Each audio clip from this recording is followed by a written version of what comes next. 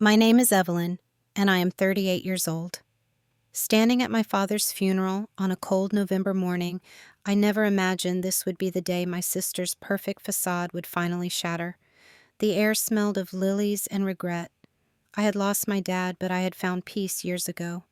What I didn't expect was that karma would choose this moment to collect its debt. 4 years of silence were about to break in the most unexpected way. Before I tell you what happened that day, I would love to know where you are watching this from. Please hit the like button and subscribe if you want to hear how karma works in the most unexpected ways. Now let me take you back to where it all began 4 years ago when my life fell apart and then rebuilt itself into something I never dreamed possible. 4 years earlier, I was 34 years old, living what everyone called the perfect life in Boston. I worked as a senior designer at Hamilton Interiors, a prestigious firm specializing in luxury residential projects. My days were filled with fabric swatches, client meetings, and the satisfaction of transforming empty spaces into homes.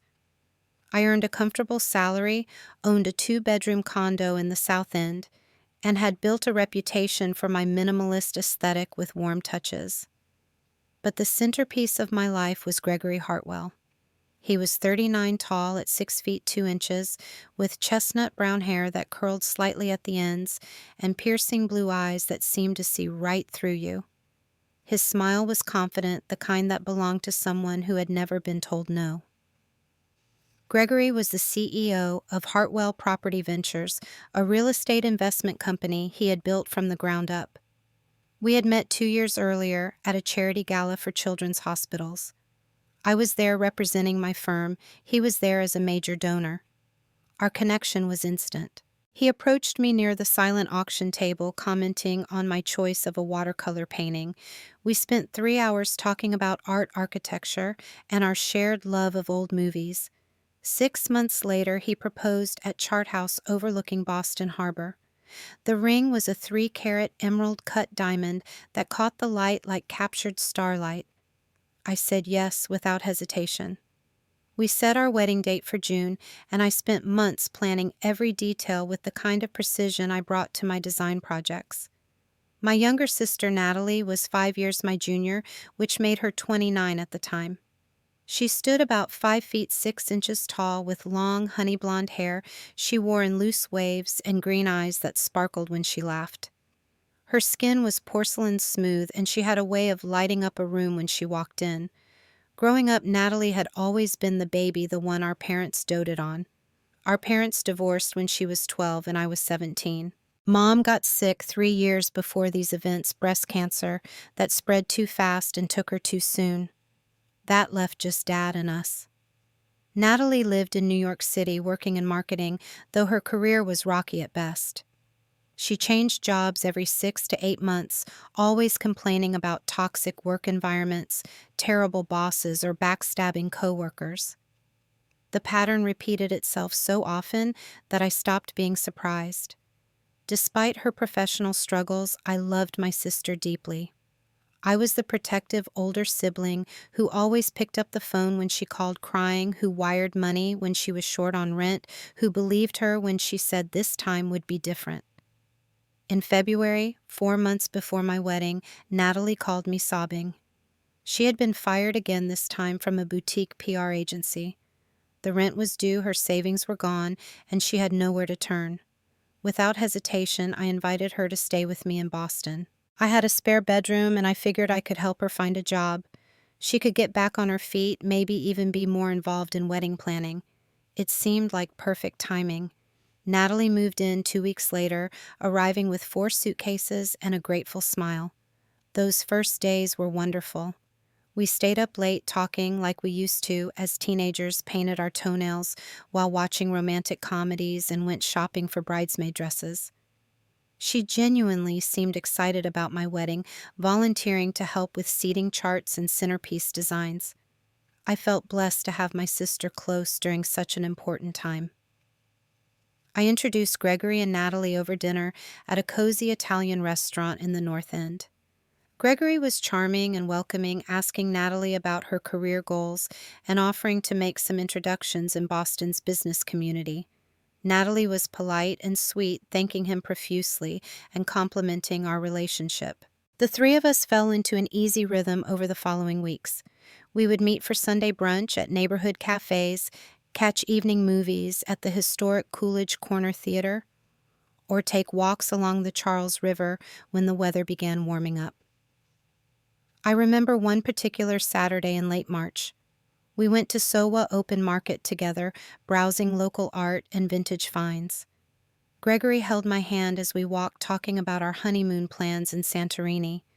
He described the white buildings against blue water, the sunsets we would watch from our private balcony, the wine we would drink at cliffside restaurants. Natalie snapped photos of us laughing and encouraging us to pose. She seemed genuinely happy for us. Later that afternoon, we barbecued on my rooftop deck.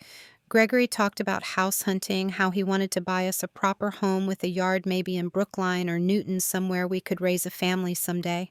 Sitting there with the spring sun on my face, my fiancé beside me and my sister across from us, I felt complete.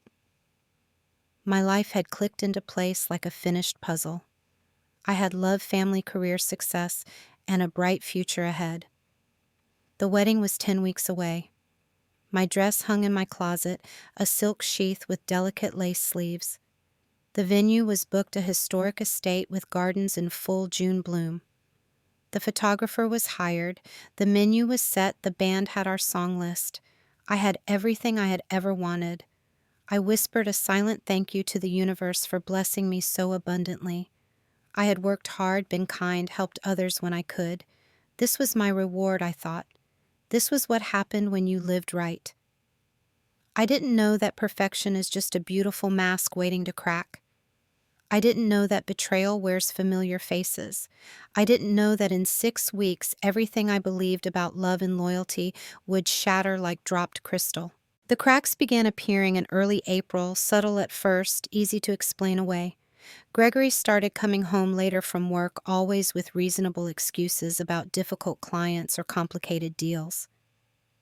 When I called him during evening hours, his phone would ring through to voicemail, and he would text back hours later saying he had been in meetings. The warmth in his voice cooled by degrees so small I almost didn't notice. One night around 10:30, I was finishing up some design work on my laptop when I heard Natalie talking on her phone in her bedroom. Her door was slightly open, and her voice carried down the hall. She was speaking quietly, but I could hear the tone soft and flirtatious, punctuated by giggles. She sounded the way women sound when they are talking to someone special, someone who makes their heart beat faster. I smiled to myself, happy that she might have met someone. Lord knows she deserves some happiness after all her struggles. I made a mental note to ask her about it over coffee the next morning, but when I did ask, she brushed it off with a vague answer about an old friend from college. Her cheeks flushed pink and she changed the subject to wedding favors. I let it go, not wanting to pry. The following Friday, I left work early to surprise Gregory at his office. I had picked up sandwiches from his favorite deli and thought we could have an impromptu lunch together. But when I arrived at the sleek glass building that housed Hartwell Property Ventures, the receptionist told me Gregory had left around 3 in the afternoon. I checked my phone. It was 4:15. He had told me that morning he would be in back-to-back meetings until at least 6. I called him. The phone went straight to voicemail. A small knot of anxiety formed in my stomach, but I pushed it down. Maybe he had a site visit. Maybe his phone died. I drove home, the sandwiches growing cold in the passenger seat. When I walked into my apartment at 5:30, Natalie was not home either. Her purse and keys were gone, but she had left a Sephora shopping bag on the kitchen counter. 2 hours later, she breezed in carrying takeout Thai food, mentioning she had met up with a friend. Gregory called me around 7, sounding tired, saying the meetings had run long and then turned into dinner with a potential investor. He apologized for not calling sooner. I wanted to believe him. I did believe him. But the knot in my stomach tightened. This pattern repeated itself over the next 2 weeks. Gregory would cancel plans last minute due to work emergencies. Natalie would disappear for hours always, with vague explanations about job interviews or catching up with people she knew. They were never unreachable at the same time, but close enough that I started noticing. I hated myself for noticing. I felt paranoid and silly. These were the two people I trusted most in the world. Gregory's demeanor shifted too. When we were together, he seemed distracted, checking his phone constantly. His kisses became perfunctory, lacking the passion that used to make my knees weak. In bed, he would turn away from me, claiming exhaustion. We had not made love in 3 weeks, unusual for us. When I tried to talk about wedding details, he would nod along, but his eyes glazed over. The man who had once been excited about every decision now treated our upcoming marriage like a chore. Meanwhile, Natalie glowed. Her skin looked radiant, her eyes sparkled, and she hummed while doing dishes. She bought new clothes despite having no job, appeared in designer workout gear, and started wearing expensive perfume. When I asked where the money was coming from, she said she had gotten some freelance consulting gigs. I did not press further because I was her sister, and I trusted her. That trust, I would learn, was my biggest mistake. The breaking point came on April 28th. It was a Friday evening, and there was a gala at the Harbor Hotel, a major fundraiser for arts education. Gregory had bought tickets months earlier. We were both looking forward to it, a rare night out in formal wear. But that morning, Gregory called me sounding congested and miserable. He claimed he had caught a spring cold, felt feverish, and could barely get out of bed. He insisted I stay home with him rather than attend alone. I agreed immediately, worried about him. I stopped by the grocery store on my way home from work, picking up ingredients for chicken soup and his favorite ginger ale. When I got home around 4 in the afternoon, Natalie was in her room getting ready for something. I knocked and peeked in. She wore a stunning black cocktail dress that hugged her curves, her hair styled in elegant curls, her makeup flawless. Red lipstick made her lips look like rose petals. "Where are you going all dressed up?" I asked, smiling despite my disappointment about missing the gala. She turned, adjusting a diamond earring I did not recognize. "Oh, just meeting some people for drinks. You know, networking might lead to a job." She grabbed a clutch purse and left quickly, her heels clicking down the hallway. I spent the evening making soup, watching Netflix, and feeling oddly unsettled. Around 8 o'clock, my phone rang. It was my friend Caroline, an art gallery owner I had known for years. "Evelyn?" Her voice was confused. "I thought Gregory was sick. I am at the Harbor Gala right now, and I just saw him walk in with a gorgeous blonde in a black dress. They looked pretty cozy." My blood turned to ice. I could not breathe for a moment. I asked her to describe the woman. When she did, describing honey blonde hair and a figure skimming black dress, my world tilted on its axis. I grabbed my keys and drove to the Harbor Hotel like a woman possessed. My hands shook on the steering wheel. My mind raced through explanations, desperate to find one that made sense. Maybe Caroline was mistaken. Maybe it was someone who looked like Gregory. Maybe Natalie had run into him there by chance. Maybe. The hotel parking garage was packed. I left my car in a spot near the elevator and ran inside, still wearing jeans and a sweater, completely underdressed for the elegant event. Security tried to stop me, but I pushed past, scanning the crowded ballroom.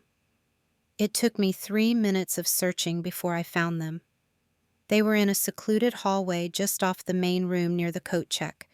Gregory had his arm around Natalie's waist, his hand resting possessively on her hip. He was leaning down, whispering something in her ear. She tilted her head back and laughed a sound of pure joy and placed her hand flat against his chest. The gesture was intimate, familiar, the touch of a woman who had done this before. I walked toward them, as if moving through water, each step heavy and unreal. They did not see me until I was 10 feet away.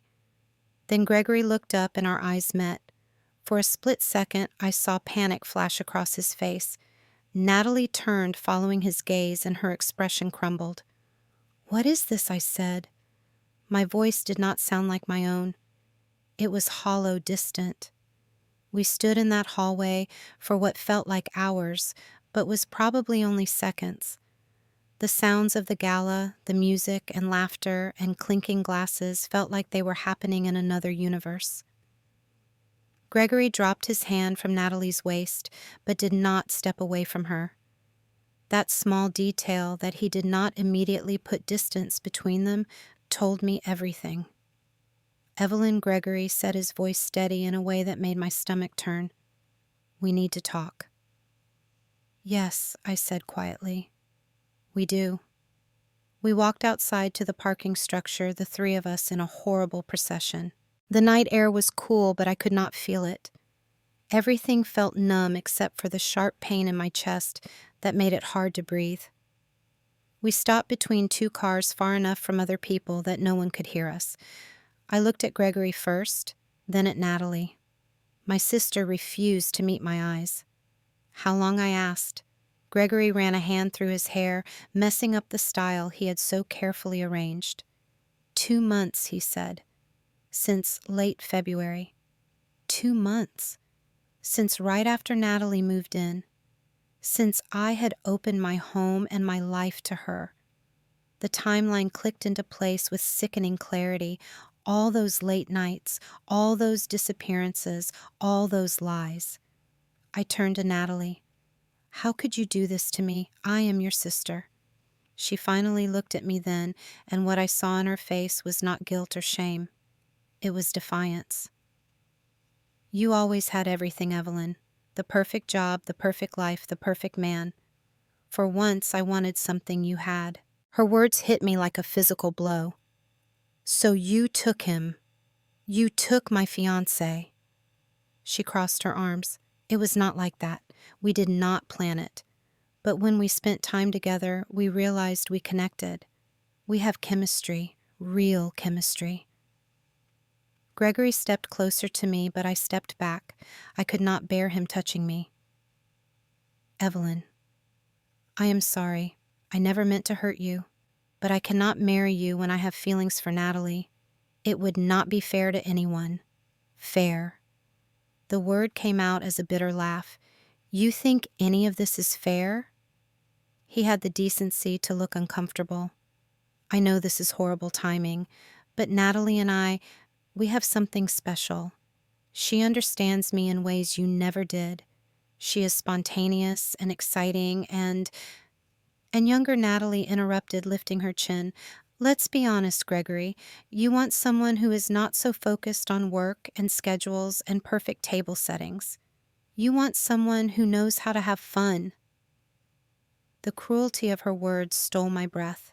I looked at this woman, my baby sister, whom I had protected and supported and loved unconditionally for 29 years. And I did not recognize her. The sweet girl I grew up with had been replaced by someone cold and calculating. "I am calling off the wedding," Gregory said. "I will handle canceling everything and I will pay the deposits. You can keep the ring if you want, or I can take it back. Whatever you prefer." I pulled the engagement ring off my finger. My hands were surprisingly steady. The diamond caught the parking garage lights one last time before I placed it in his palm. "Keep it. Give it to her. You two deserve each other." "Evelyn, wait." Gregory started, but I was already walking away. I drove home in a blur, somehow making it back to my apartment without crashing. Once inside, I collapsed on my bedroom floor and cried harder than I had since my mother died. The sobs tore through me, violent and endless. Every memory of the past few months replayed in my mind, now tainted with new meaning. Every dinner, every laugh, every moment I thought we were happy, all of it had been a lie. Around midnight, my phone buzzed. It was my father. "Evelyn's sweetheart. Gregory just called me. I am so sorry. Come home. Come stay with me for a while." Through tears, I told him I needed to be alone. But the next morning, Saturday, he showed up at my apartment with coffee and bagels. He held me while I cried again, stroked my hair like he had when I was a little girl, and told me I would survive this. I did not believe him. The following week was a nightmare. I had to cancel the wedding, a task so humiliating I wanted to disappear. The venue, the caterer, the florist, the photographer, the band. Each phone call was an exercise in swallowing my pride and admitting my fiancé had left me for my sister. I lost thousands of dollars in deposits. Gregory did not offer to reimburse a cent despite his promise. Word spread through our social circle like wildfire. Friends called, some offering sympathy, others fishing for gossip. I stopped answering my phone. Natalie moved out while I was at work one day, leaving no note taking all her belongings.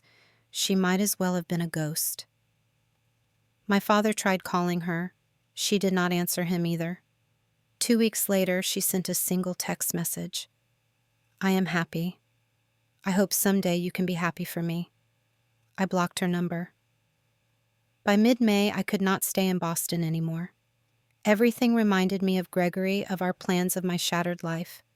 When my company offered me a transfer to the Seattle office, I accepted immediately. My boss was sympathetic, understanding I needed a fresh start. Dad tried to talk me out of it, worried about me being so far away, but I convinced him it was what I needed. On June 15th, the day that should have been my wedding, I boarded a plane to Seattle with 2 suitcases and a broken heart. Dad drove me to the airport. He hugged me tight at security. You are stronger than you know, Evelyn. You will rise again. I promise you. I nodded, not believing him, and walked away. Seattle greeted me with gray skies and constant drizzle weather that matched my mood perfectly. I rented a small 1-bedroom apartment in Capitol Hill, a neighborhood full of coffee shops and bookstores. The apartment had hardwood floors and large windows, but I barely noticed. I unpacked mechanically, hanging clothes and arranging furniture without any of the care I usually brought to creating a home. The first 3 months were dark. I cried myself to sleep most nights, replaying every moment of the betrayal. I wondered constantly what I had done wrong, what I lacked that made Gregory choose Natalie. Was I too boring? Too focused on work? Not pretty enough anymore at 34? The questions tormented me, stealing my appetite and my peace. Work became my lifeline. I threw myself into projects with manic intensity, staying at the office until 9 or 10 at night. My new colleagues probably thought I was incredibly dedicated. In reality, I just could not stand being alone with my thoughts. I redesigned a historic hotel lobby, created a modern aesthetic for a tech startup's headquarters, and transformed a dated restaurant into an intimate, fine dining space. Each success felt hollow. My therapist, Dr. Patel, was a soft-spoken woman in her 50s who practiced near Green Lake. I started seeing her in August after my father insisted. During our first session, I sobbed through the entire hour. She handed me tissues and listened without judgment. Over time, she helped me understand that what happened was not my fault, that I could not have prevented it, that Gregory and Natalie's choices reflected their character, not my worth. Healing is not about forgetting, Dr. Patel told me during one session. It is about learning to live with the scars, about understanding they are proof you survived something that tried to break you. Her words resonated. Slowly, painfully, I began rebuilding. I started running in the mornings around Green Lake, the physical exertion helping clear my mind. I joined a yoga class at a studio near my apartment, finding peace in the stretching and breathing. I made friends with a group of women from yoga, none of whom knew my history. To them, I was just Evelyn, the designer from Boston. We grabbed smoothies after class and attended outdoor concerts in Volunteer Park. Their friendship, uncomplicated and genuine, helped me remember what it felt like to laugh. A year after arriving in Seattle, I got promoted to senior design director. My portfolio had grown impressive, and the firm wanted to expand my responsibilities. The raise was substantial. I moved to a better apartment, a 2-bedroom condo in Belltown with views of Elliott Bay. I bought new furniture plants, artwork that made me smile. For the first time since the betrayal, I felt like I was building a life again, rather than just surviving. But at night alone, I still felt the ache of loneliness. I had convinced myself I was done with relationships. Men approached me occasionally at coffee shops or networking events, but I deflected their interest politely. Trust, once shattered so completely, felt impossible to rebuild. Then came a Saturday morning in October, 2 years after I had moved to Seattle. I was at Pike Place Market, my favorite weekend ritual. The market was crowded with tourists and locals, the air smelling of fresh fish and flowers. I was browsing a flower stall considering buying peonies for my apartment when I accidentally backed into someone. "Oh, I am so sorry," I said, turning around. The man I had bumped into was holding an armful of the same peonies, and several had fallen to the ground when we collided. We both bent down to pick them up at the same time, nearly knocking heads. When we straightened, he was smiling. "I guess we both have good taste in peonies," he said. He was attractive in an understated way, probably early 40s, around 6 feet tall, with salt and pepper hair and warm brown eyes. He wore jeans and a fleece jacket, casual and approachable. His smile was genuine, reaching his eyes in a way that felt rare. "They are my favorite," I admitted, feeling my cheeks flush slightly. "Mine too. My mom used to grow them in our backyard when I was growing up." He extended his hand. "I am James. James Whitmore. Evelyn." I replied, shaking his hand. "Evelyn Hart." We ended up getting coffee at a small cafe overlooking Elliott Bay. James was a cardiac surgeon at Swedish Medical Center, specializing in minimally invasive procedures. He spoke about his work with passion, but not ego, explaining complex surgeries in ways I could understand. He asked about my career, genuinely interested in design principles and creative processes. We talked for 3 hours, the conversation flowing easily from topic to topic. He was smart and funny with a self-deprecating humor that made me relax. When we finally parted ways, he asked for my number. I hesitated only a moment before giving it to him. That evening, he texted asking if I would like to have dinner sometime. I said yes. Our first official date was at a quiet restaurant in Fremont. James arrived exactly on time, bringing me a single peony. Over pasta and wine, he told me about growing up in Portland, about losing his father to a heart attack when he was in medical school, about how that loss had driven him to save other people's fathers and mothers and children. He asked about my family, and I found myself telling him about my dad, about growing up in Boston, about my love of creating beautiful spaces. I did not mention Gregory or Natalie. That wound, while healing, still felt too raw to expose. We dated slowly, carefully. James never pushed for more than I was ready to give. He was patient when I canceled plans due to work stress, understanding when I needed space. He took me to jazz concerts and art galleries. We hiked in the Cascades and kayaked on Lake Union.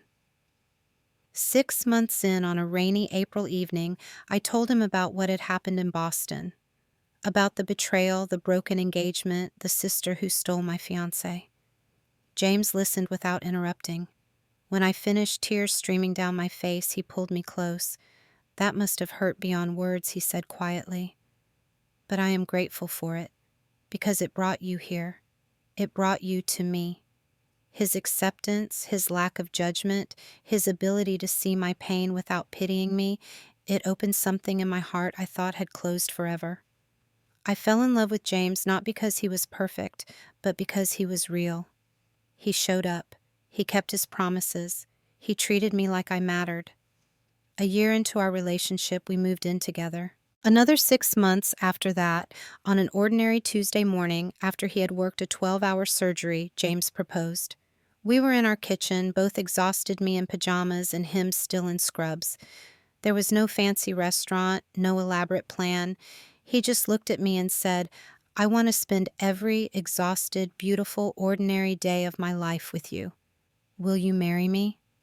I said yes without hesitation. We got married in September, a small ceremony on San Juan Islands with just 20 people.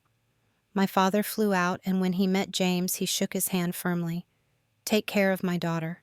She deserves all the happiness in the world." James smiled. "I plan to spend my life making sure she knows how valued she is." The wedding was simple and perfect. I wore a cream-colored dress, James wore a navy suit, and we exchanged vows under a canopy of cedar trees overlooking the ocean. No drama, no stress, just two people promising to choose each other every day. Afterward, we had dinner at a small inn dancing to acoustic guitar music, and I felt more married in that moment than I had ever felt with Gregory. We honeymooned for a week on the islands, hiking and reading and making love without the weight of the world pressing down. When we returned to Seattle to our condo and our jobs and our life, it felt complete in a way I had not known was possible. 2 months later, on a Tuesday afternoon in November, I was at work when my phone rang. It was my father's neighbor in Boston. "I need to tell you something," she said gently. "Your father had a stroke this morning. He is at Mass General. You should come." James and I were on a plane within 4 hours. We landed in Boston late that night.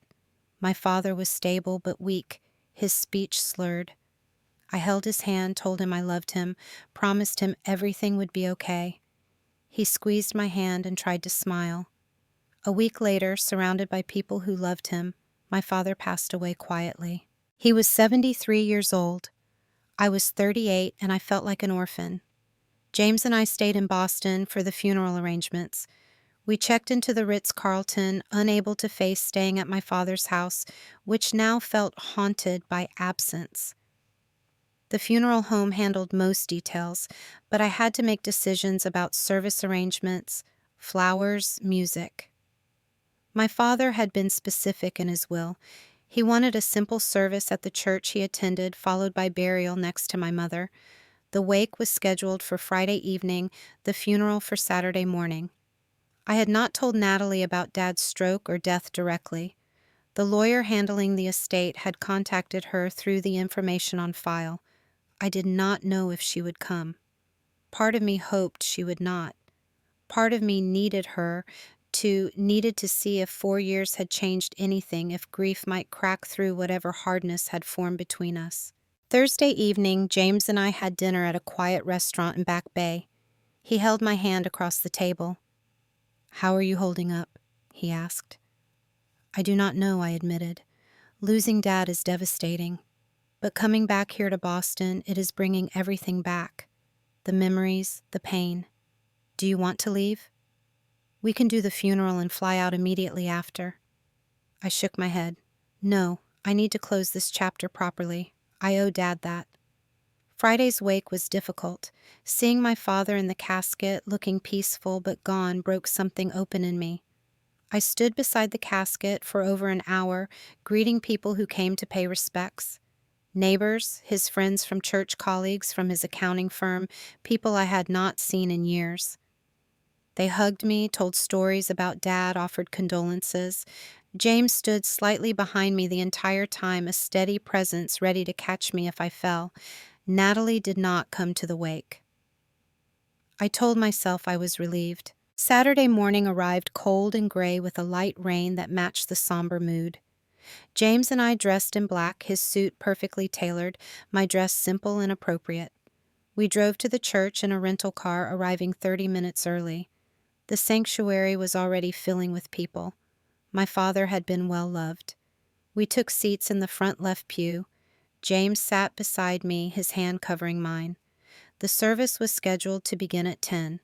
At 9:45, there was a commotion at the back of the church. I turned along with many others to see who had arrived. It was Natalie. She swept down the center aisle like she was walking a runway. She wore a black Chanel dress that probably cost more than my monthly mortgage, her hair perfectly styled in loose waves, her makeup flawless. Diamond earrings glittered in her ears, a pearl necklace adorned her throat, and she carried a Hermes Birkin bag that retailed for tens of thousands of dollars. On her feet were red-bottom Louboutin heels. She looked like she was attending a fashion show, not our father's funeral. Beside her walked Gregory. He wore an Armani suit and a Rolex that caught the light. They walked together, his hand on the small of her back, projecting an image of wealth and success. But something in Gregory's face looked strained, older. Lines creased his forehead that had not been there 4 years ago. Natalie's eyes found mine across the church. For a brief second, something flickered in her expression. Then her mouth curved into a small, triumphant smile. She walked to the right side pews, directly across the aisle from where James and I sat, and settled in with a rustle of expensive fabric. Throughout the service, I tried to focus on the eulogies, the prayers, the hymns, but I was acutely aware of Natalie across the aisle. She did not cry. She sat with perfect posture, occasionally checking her phone, looking bored. It was Gregory who surprised me. At one point during a reading of Dad's favorite psalm, I glanced over and saw moisture in his eyes. He wiped it away quickly, but it had been there. The service ended. The pastor invited everyone to the reception area for light refreshments before we proceeded to the cemetery. People stood murmuring amongst themselves, gathering coats. I stood beside my father's casket for a private moment, placing a single white rose on top. "Dad," I whispered, "thank you for everything. Thank you for always believing in me. I am okay now. I am truly okay." James stood a few feet back, giving me space but ready to step in if I needed him.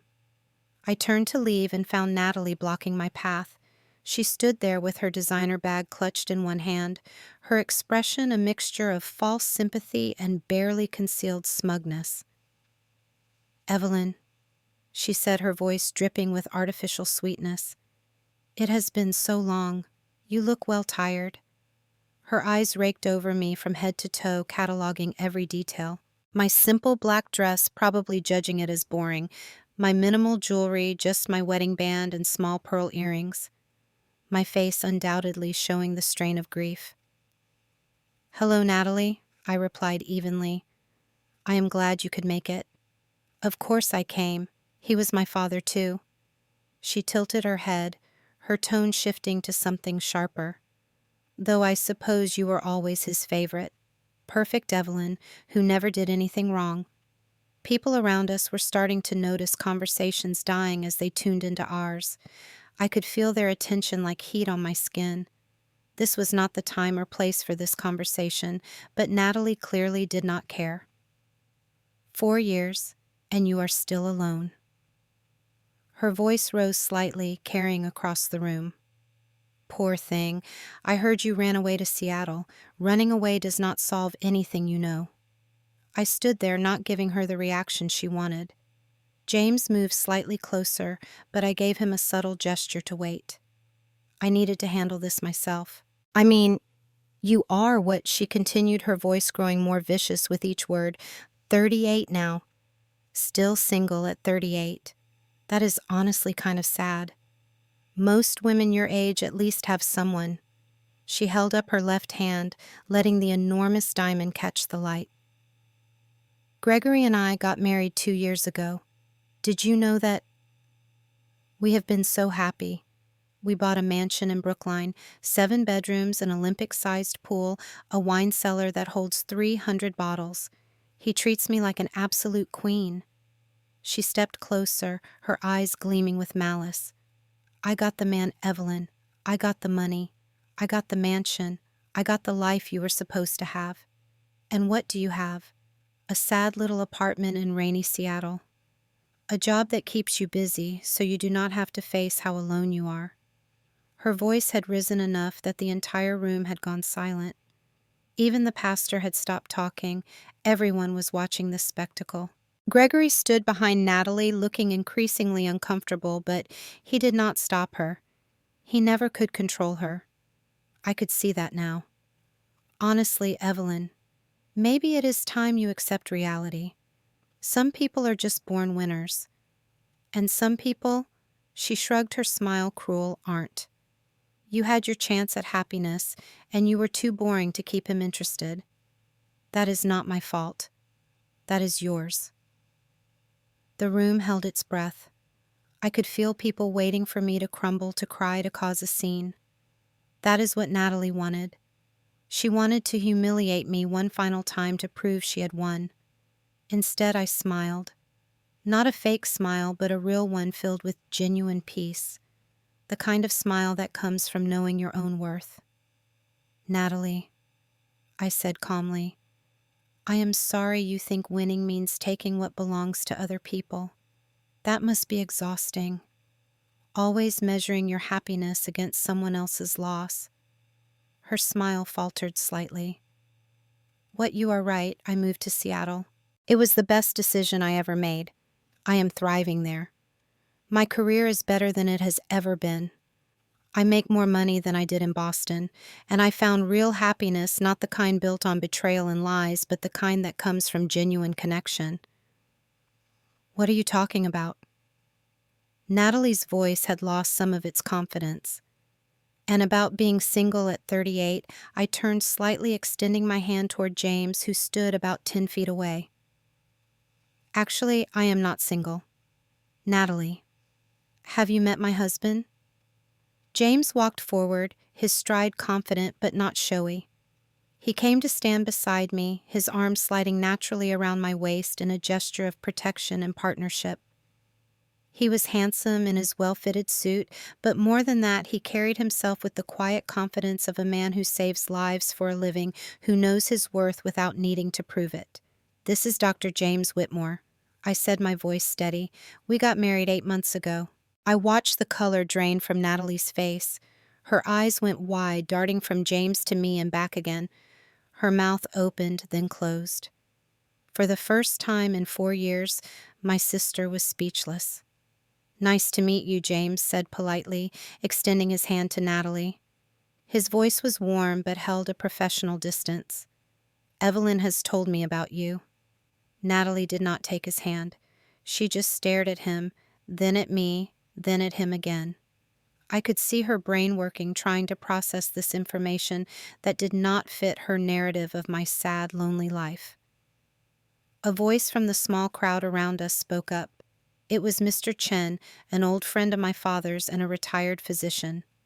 James Whitmore, the cardiac surgeon. "I read your paper on minimally invasive valve replacement in the Journal of Cardiology. Brilliant work, absolutely brilliant." James nodded modestly. "Thank you, sir. That is very kind." Another voice chimed in, Mrs. Patterson from my father's church. "Did not I read that you won some major award from the American College of Cardiology, the Distinguished Service Award?" "Yes," James confirmed, looking slightly uncomfortable with the attention. "My team and I were honored to receive it last spring." The whispers started then rippling through the room. People pulling out phones, undoubtedly Googling James, finding articles about his groundbreaking surgical techniques, his research, his reputation as one of the top cardiac surgeons in the Pacific Northwest. Someone mentioned that he had been featured on a local news segment about a particularly difficult surgery he had performed on a child. I watched Natalie's face cycle through emotions: shock, disbelief, and then something that looked like calculation. Her eyes moved between James and Gregory, comparing. Gregory, who stood there looking diminished, somehow older and worn. Gregory, whose company I would later learn had been struggling financially, whose grand lifestyle was mortgaged to the hilt. Gregory, who had cheated on me with my sister and built a life on a foundation of lies. Natalie's hands trembled slightly as she clutched her expensive purse tighter. The purse that was probably purchased on credit. The designer clothes that were likely maxed out on a credit card.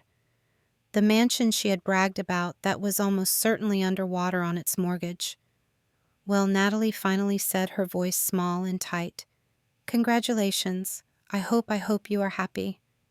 "I am, Natalie," I replied gently. "I truly am. I hope you are too, because genuine happiness does not come from taking what belongs to others. It comes from building something real with someone who truly values you." The words hung in the air between us. Natalie's face flushed red, whether from embarrassment or anger, I could not tell. She opened her mouth as if to say something, then seemed to think better of it. She turned sharply on her expensive heels. "We are leaving," she snapped at Gregory. "But the burial—" Gregory started. Now she hissed. They walked out of the church together, Natalie's stride quick and angry, Gregory following like a chastened dog. The heavy wooden doors closed behind them with a thud that echoed through the silent sanctuary. For a moment no one spoke. Then Mrs. Patterson came over and hugged me tight. "Your father would be so proud of you, dear, not just for how you handled that, but for the life you have built. You found real love. That is what matters." Others came forward then, offering similar sentiments, shaking James's hand, welcoming him to the fold of people who had cared about my father. The ugly confrontation dissolved into warmth and support. James stayed close to me through it all, his presence steady and reassuring. We proceeded to the cemetery for the burial. It was a small group now, maybe 30 people. The rain had stopped, and weak November sunlight broke through the clouds as they lowered my father into the ground next to my mother. I placed a rose on each casket, said a silent goodbye, and felt James's hand find mine. As we walked back to the car, I felt lighter than I had in years. The ghost of my past had confronted me, tried to hurt me one last time, and I had faced it with grace. Not because I wanted revenge, but because I had nothing left to prove. I had healed. I had rebuilt. I had found genuine happiness. James and I stayed in Boston for 2 more days to handle my father's estate. The lawyer walked us through the will. Dad had left his house and savings to be divided equally between Natalie and me. It was a modest amount, maybe $80,000 total after the house sale. Enough to be meaningful, not enough to be life-changing. Natalie did not show up to any of the meetings. She sent her own lawyer, a slick-looking man in an expensive suit who clearly billed by the hour. Through him, she communicated that she wanted everything handled quickly and without personal contact. Fine by me. The house had to be sold. Neither of us wanted to keep it, and neither of us could afford to buy the other out. I spent one afternoon there with James, walking through rooms that held so many memories. My childhood bedroom with its yellow walls, the kitchen where Mom taught me to bake, the living room where Dad and I watched old movies on Sunday afternoons after Mom died. We should take some things, James suggested gently. Photos, anything that matters to you. I packed a box of photo albums, Dad's favorite books, Mom's recipe box, small items that held emotional value but little monetary worth. Everything else would be sold with the house or donated. I did not need material things to remember my parents. They lived in my heart. On our last evening in Boston, James and I had dinner at a restaurant overlooking the harbor, the same harbor where Gregory had proposed to me 6 years earlier. But sitting there with James, I felt no pain, only gratitude for the journey that had brought me to this moment. "Do you have any regrets?" James asked, swirling his wine glass about how things turned out. I thought about it honestly. About the pain of betrayal, the humiliation of a canceled wedding, the loneliness of those first months in Seattle. About the slow, difficult work of healing, about the fear I had overcome to trust again. "No," I said finally. "I don't regret any of it, because every step led me to you, to us, to a life I actually love instead of one I thought I was supposed to have." He reached across the table and took my hand. "I am grateful every day that you gave me a chance, that you let me prove not all men are like him." We flew back to Seattle the next morning. As the plane lifted off, I looked down at Boston growing smaller beneath us. I felt the final threads of connection to my old life snap cleanly. I was free. 6 months later, through a friend of a friend, I heard the rest of Natalie's story. She and Gregory had indeed divorced. His company had collapsed under the weight of bad investments and legal troubles. They had lost everything, the mansion foreclosed on, the cars repossessed, the life of luxury dissolved like it had never existed. Gregory had apparently tried to reconcile with Natalie, promising things would get better, but she left him the moment the money dried up. She moved to Los Angeles, trying to break into acting or modeling or something, last anyone heard. Gregory had moved back in with his mother in Worcester, taking a job as a mid-level manager at a property management company. The karma of it all was almost poetic. They had built their relationship on betrayal and lies, and it had crumbled just as quickly as it had been built. But when I heard the news, I felt no satisfaction. Just a kind of sad understanding that people who take shortcuts to happiness rarely find anything lasting. As for me, life in Seattle continued to blossom. I made senior art director, leading a team of 10 talented designers. I started teaching evening workshops on residential design at a local community college, finding joy in mentoring young designers. James continued his work, saving lives, coming home exhausted, but fulfilled most nights.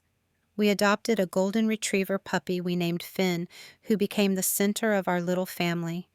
Weekend mornings, we would take Finn to the dog park, then grab coffee and walk along Alki Beach. Evenings, we cooked dinner together, James chopping vegetables while I prepped proteins, talking about our days. Simple routines that made up a life. We talked about traveling when James eventually retired in maybe 15 years. Japan, we decided, and Italy, and Iceland. We would rent apartments for a month at a time, live like locals, cook in foreign kitchens, and wake up to new views. We had time. We had each other. We had a future we were building together, brick by brick. Sometimes late at night, I would think about Natalie. I wondered if she had found any peace, any real happiness. I hoped she had. Despite everything, she was still my sister, still the little girl I had protected and loved. But I had learned that you cannot save people who do not want to be saved. You can only save yourself. I learned that happiness is not about having the perfect life or the perfect partner. It is about finding someone who sees your flaws and loves you anyway. Someone who stays when things get hard. Someone who builds with you instead of taking from you. I learned that betrayal, as devastating as it is, can be a gift in disguise. It forces you to see what was never really yours to begin with. It pushes you toward what you actually need instead of what you thought you wanted. I learned that healing is not linear. Some days I still felt twinges of old pain, still had moments where I questioned my worth. But those moments grew further apart until they were just ripples on the surface of a deep, calm lake. Most importantly, I learned that the best revenge is not revenge at all. It is building a life so full of genuine love and joy that the people who hurt you become irrelevant to your story. They become a chapter you had to get through to reach the good parts. One Sunday afternoon in late spring, almost 5 years after the betrayal, James and I were sitting on our deck. Finn was sprawled at our feet, snoring softly. The sun was warm on our faces, and we could hear the distant sound of sailboats on the bay. James was reading a medical journal. I was sketching ideas for a new project. "Do you ever think about what happened?" he asked suddenly, looking up from his reading. "With your sister and Gregory," I set down my pencil and considered the question honestly. "Sometimes," I said, "but not with pain anymore, only with gratitude." "Gratitude?" He raised an eyebrow. "Yes," I smiled at him, "because it led me to you, to this life, to this peace. If Gregory had not left, I never would have moved to Seattle. I never would have been at Pike Place Market that Saturday morning. I never would have bumped into you while buying peonies. I never would have found this." I gestured around us, encompassing our home, our dog, our quiet happiness. Sometimes losing everything is the only way to find what you truly need. James set down his journal and pulled me close. "I am the grateful one," he murmured against my hair. "Every day with you is a gift." We sat there as the sun began to set, painting the sky in shades of orange and gold. A new week was coming. New challenges, new joys, new ordinary, beautiful moments. And I was ready for all of it, because I had learned the most important lesson of all. You cannot build happiness on someone else's pain. You cannot create a life worth living by taking from others. Real joy, lasting peace, genuine love. These things can only grow in soil, watered by honesty, respect, and choosing each other every single day. Natalie took my fiancé and thought she won, but she took a man who was capable of betraying someone he claimed to love. She built a mansion on a foundation of lies, and it crumbled just as such things always do. Meanwhile, I lost everything and discovered I had gained the world. So, if you are going through something similar, if someone has betrayed you or stolen from you or broken your heart, I want you to know this. It feels like the end, but it is actually a beginning. The pain will teach you things you needed to know. The healing will make you stronger than you ever imagined. And on the other side, if you let yourself get there, There is a life waiting that you could not have dreamed of when you were stuck in the wrong story. Trust the process. Trust yourself. Trust that sometimes what looks like loss is actually liberation. Have you ever experienced a betrayal that ended up changing your life for the better? I would love to hear your story in the comments below. And if this story resonated with you, please hit the like button and subscribe to hear more stories about resilience, healing, and finding happiness after heartbreak. Share this with someone who might need to hear that there is life, beautiful life, after betrayal.